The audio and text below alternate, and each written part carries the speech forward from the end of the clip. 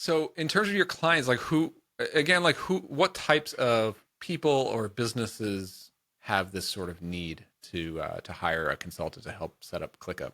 So most of it at the moment seems to be like solopreneurs or entrepreneurs with like really small businesses. Hmm. Um, and it's, yeah, they just come to me and they've either tried ClickUp or want to move off of Notion maybe, and they need some more structure, or they just want a fast track in instead of going through all the documentation. They just want to know, how does it work? Can you set it up for me? I'm busy. Please do this. Got it. So solopreneurs, like, is there any commonality in the types of businesses? Are they like software or freelancers, agencies? Um, Agencies a little bit. I'm thinking the last Notion one I did.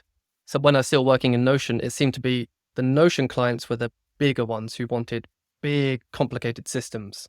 But again, there was no real commonality between them. And now ClickUp, the commonality seems to be they are all solopreneurs or very small teams of people. There doesn't seem to be anything quite connecting them yet. But I'm recording, obviously, all of the consultant calls I do, I'm recording them, and I'm trying to find right now like a common thread between them. What is the most common thing people are asking about? Hmm. And then with the idea of boosting that knowledge and maybe productizing it at some point. But yeah, Hmm. but then I can target, I'm like, And oh, these people want that a lot. I should probably go and find more of them and help more of those people.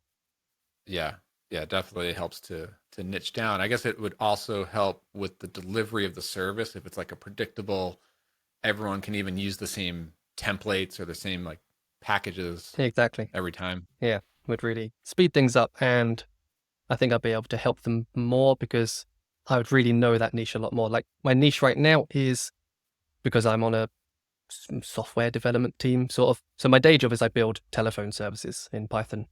So I'm in Mhm. this IT department. And so that's really what I know. I work in sprints, everything's estimated and sized. So that's what I know. And that's kind of the people I'm trying to target who also do that. But if somebody Got it. gets in touch and says, hey, I need help, I go, okay, I'll help. Interesting. Um, so yeah, like tell me a little bit about how you, well, okay, I have a question about this because Mm. I got into this with Jason Resnick about how he works with ConvertKit clients. You know, anyone can just go to customer support for ClickUp and ask like, how does this button work? Or how do I do this or that in the software, right? Yeah. What would be like the difference between someone just going to the actual company's customer support versus working with like a consultant like you to get in there and work together? Yeah, I think there's a couple of things. One of it is it's a lot more custom. So you can ask for best practices, where I feel like support, they're going to tell you how things work.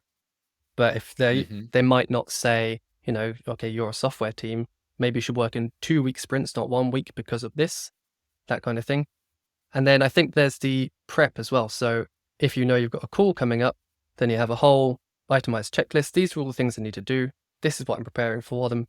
And then at the end, you can deliver some nice PDFs or some ClickUp docs, which is really handy, and give them all the information that they've been requesting in a really nice way that then they could give to their team.